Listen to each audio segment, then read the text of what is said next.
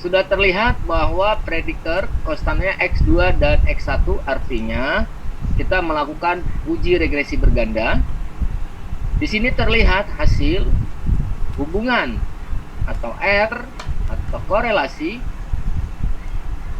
variabel X1 dan X2 dengan Y sebesar 0,693. Artinya hubungannya cukup erat. Kemudian kita ingin melihat berapa besar pengaruhnya variabel X1 dan X2 mempengaruhi Y secara bersama-sama adalah sebesar, kita lihat di adjusted R square-nya, adalah 0,461. Artinya besarnya pengaruh X1 dan X2 secara bersama-sama mempengaruhi Y adalah 46,1%. Kemudian pada tabel ini juga kita menghasilkan hasil uji otokorelasi. Dilihat dari nilai Darwin-Watson-nya bahwa nilai DW atau Darwin-Watson itu sebesar 1,850. Nah, di sini kita nanti membutuhkan yang namanya tabel DW. Ya, sebuah tabel statistik Darwin-Watson untuk melihat apakah lolos tidaknya Darwin-Watson ini.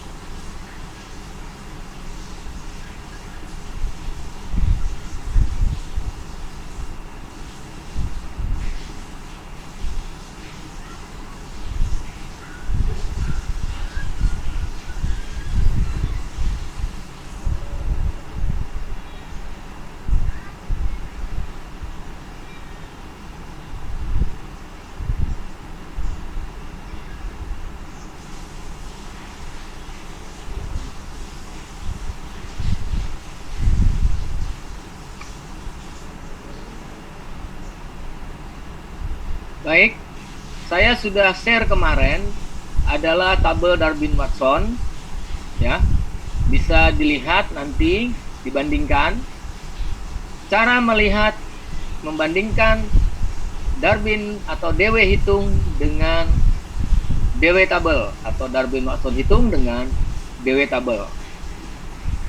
Nah, yang hasil dari olah data kita ini disebut dengan Darwin-Watson hitung atau DW hitung. Kita bandingkan, bukan kita bandingkan ya, kita lihat. Untuk tabel DW, cara melihatnya, ini menandakan adalah banyaknya variabel bebas, K, disimbolkan dengan K. Kalau variabel bebas kita ada 2, atau variabel S kita ada 2, X-nya ada X1, X2, berarti kita pilihnya di K sama dengan 2. N adalah banyaknya sampel, ya, atau responden. Ya, ini DL adalah batas bawah, sedangkan DU adalah batas atas. Nah, kita lihat pada karena responden saya berapa ya? Kita lihat ternyata ada 60 respondennya. Berarti kita lihat responden 60. Ini nilai DW-nya dan ini nilai DU-nya. Rumusnya adalah, ya dicatat aja ya, rumusnya adalah 4 dikurang DL, ya, 4 dikurang DU.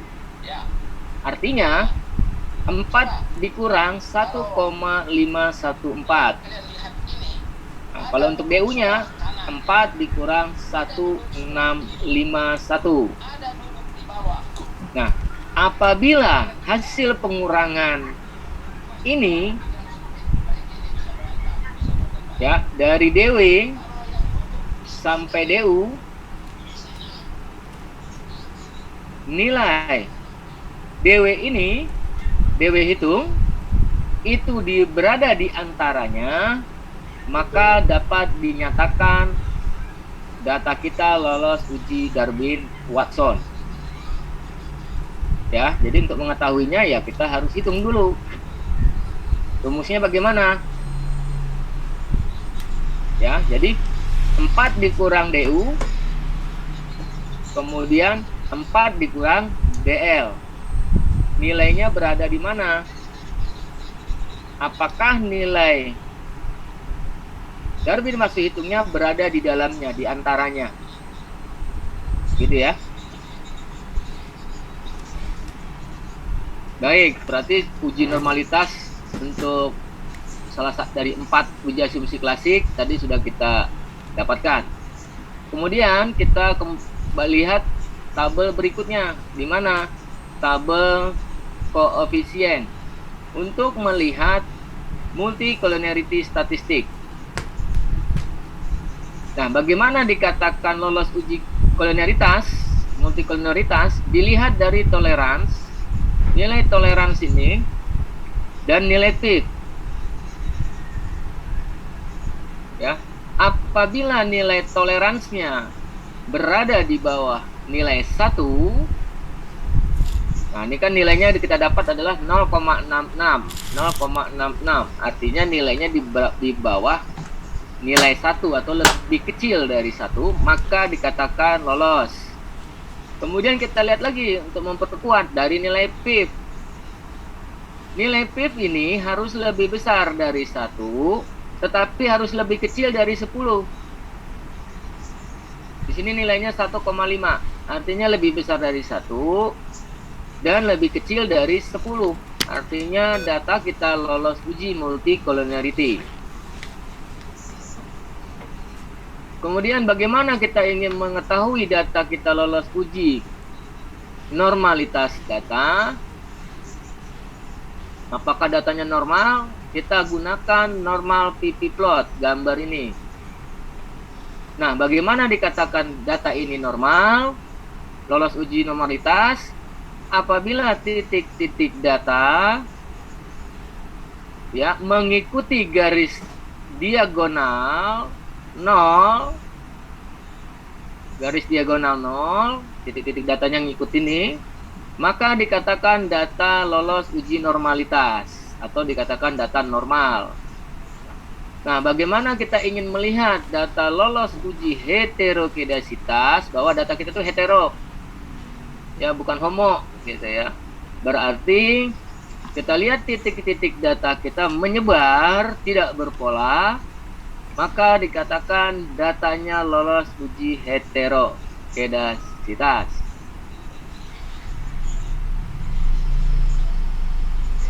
Baik, sampai di sini ada pertanyaan. Karena yang paling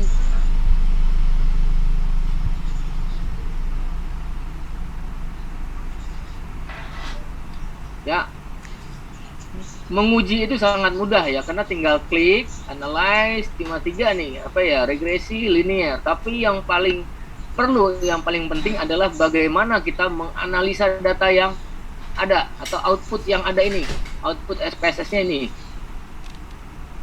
Ya. Dan satu lagi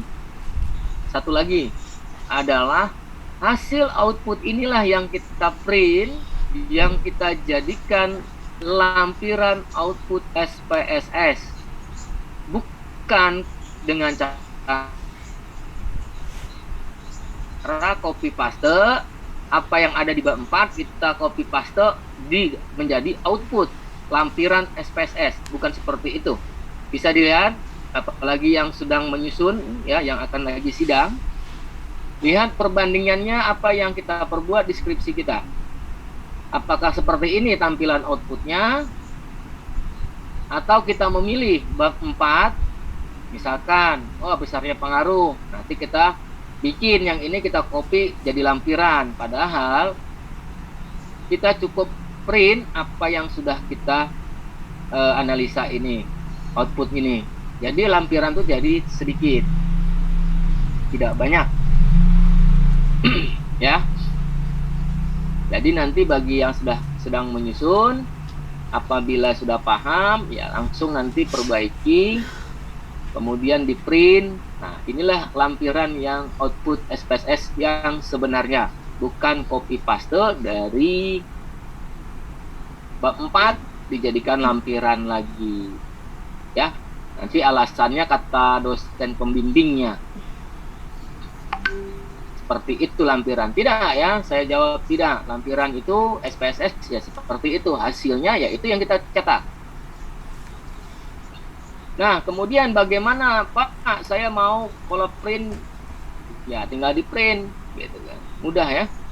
Cara ngeprintnya ya tinggal file, print. Kan ada print sini. Keluar deh nih hasilnya. Tuh. Ya. Jadi sangat mudah. Atau mungkin kita hilangkan yang tidak perlu. Klik, delete. Klik, delete. Klik, delete. Kita klik yang tidak perlu misalkan. Sudah. Kemudian kita file, save as. Pak, maaf share Pak, screen-nya nggak ada berhenti. gambarnya, Pak. Nggak jadi PDF. Oh, ternyata tidak bisa. Berarti kita file, print. Gambarnya nggak ada, Pak. Pilih PDF. Bisa nggak ada PDF? Ada nih, tuh kan. Biasanya setiap printer itu atau Windows pasti ada yang namanya print menjadi PDF. Klik. Halo, Pak. Oke. Pak, Nggak ada maaf. Jadi gambarnya. sudah jadi Presentasinya nggak muncul, Pak. Tanpa kita lagi transform, misalkan Pak, ya. lampiran, Gambarnya. output, Pak Budi, gambarnya nggak ada Pak. share screen-nya. SPSS. Nah, ini lihat di dokumen ya. Saya bikin di download aja deh, biar gampang. Nggak kedengar apa suara Biar kita? saya gampang nyarinya. Oke. Pak, gambarnya Pak. nggak ada. Nah, saya bisa lihat di download. Loh, kok bisa? Sudah ada kah? Dia nggak dengar suara kita. Oh, belum ada. Hilang, Pak.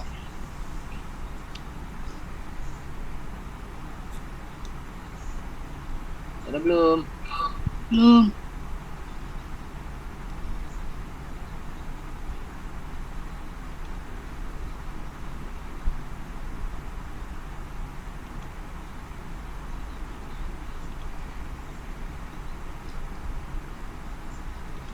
Coba di sini.